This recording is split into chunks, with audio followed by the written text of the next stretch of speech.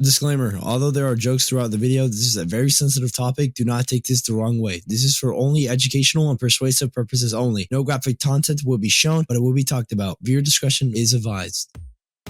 This has been a very controversial topic that has been talked about more so than neo-Nazis in America after World War II, as some people would say. This topic being, has the government treated Native Americans equitably? To define equity right quick, it is very different from equality. Equality means everything is equal no matter what. That's like giving a rich man $10 and a poor man $10. The rich man is going to laugh it off, while the poor man is going to cherish it like his life depending on it, which it kind of does. Equitably, on the other hand, is like getting something different with different amounts to all reach the same end goal. For example, let's say you have 3 students. One is incredibly smart, like Albert Einstein geniuses of level. One is average, all B's and C's student, and one is just flat out below average. And if you were to give all of them a test and expected all of them to get at least a B, the genius student would only need minimal time, like maybe 15 minutes. The average student will know most of the stuff, so he would probably need only a few hours, while the lower student would need as much time as he can get. But the end goal is for all of them to pass with at least a B, and that can be accomplished by getting what they need. But they soon all reach the same end goal. That's equity. Everyone getting what's fair to them and all reaching the same end goal. This unfortunately did not happen with the Native Americans. Think about it like a huge home eviction notice. All of them were moved to practically the equivalent of Japanese camps in the US during World War II. It was absolutely terrible. So the main reasons why I think they did it, because the Americans caused genocides on the Native Americans just for the fun of it, or they provided no good reasons or explanations whatsoever, and how they were treated overall badly between the 1800s and the 1900s, and how discriminated they were, as assimilation, which is the absorption of other cultures, was forced upon them. Now, there were some good things the government did to the Native Americans, but overall they were treated like absolute crap. The first reason are the genocides. There were many genocides against the Native Americans, and they were not pretty at all. In the Americans' eyes, they're doing it for the better of themselves. I can't help but imagine the Americans of SpongeBob within that one episode to where he's wanted for himself because looking for the criminal, which is himself.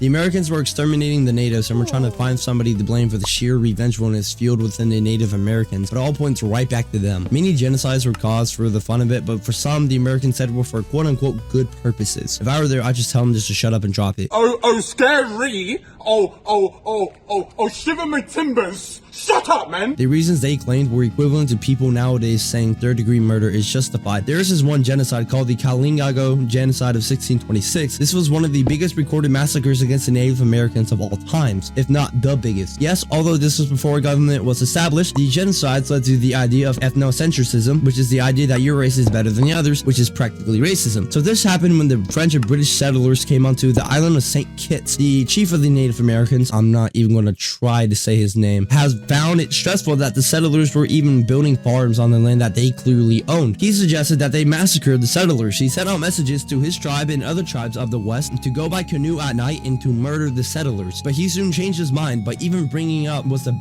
terrible idea. The settlers soon heard about it and invited the Kalingo, which is the tribe, to a party to where they all got intoxicated. 120 were soon massacred right after. They couldn't, just poison the drinks.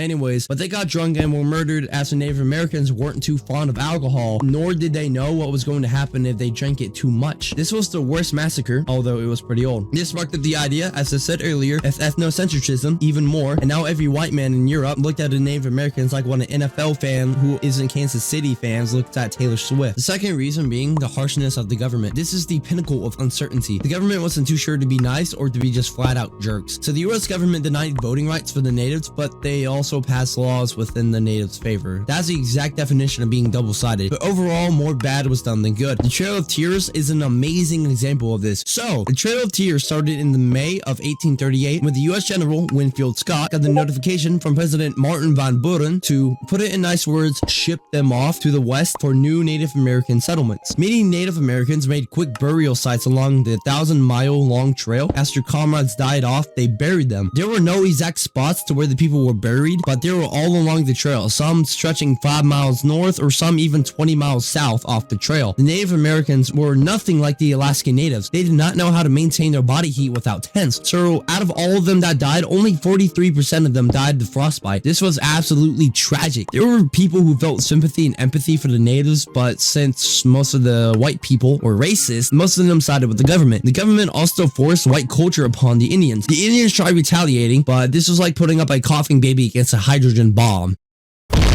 They were segregated from schools until they accepted white culture, but even then again, the darker skinned natives were still segregated after they were assimilated white culture upon them. And within the schools, the system talked badly about the Native American lifestyle, treating it like an ooga booga lifestyle, you know, that you see in cavemen. Their lifestyle wasn't even that primitive and was actually quite healthy. But the government has done some diabolical stuff, although, as I've said before, some of them were pretty good, but overall more bad with something good. But most makes the Native Americans want to feel happy for once, for all they did was make them suffer. So after all of these statements being said, I pray you side with me. So to quickly recap, the US government did not treat the Native Americans equitably because of the precautions taken by the US government and all the genocides that were quote-unquote justified. They forced them upon the Trail of Tears. Enough tears were dropped to make a 6th Great Lake, and they forced white culture upon them. And overall, the US government was some stereotypical Disney high school bully. As stated many times before, the US government, they did do some good for the natives, but more damage was caused than good, like Superman destroying half of a city just to capture a wanted criminal. Thank you for watching the video. If you want more educational videos like this, please make sure to like and subscribe, and make sure to check out my other videos, and I'll see you on our next historical adventure.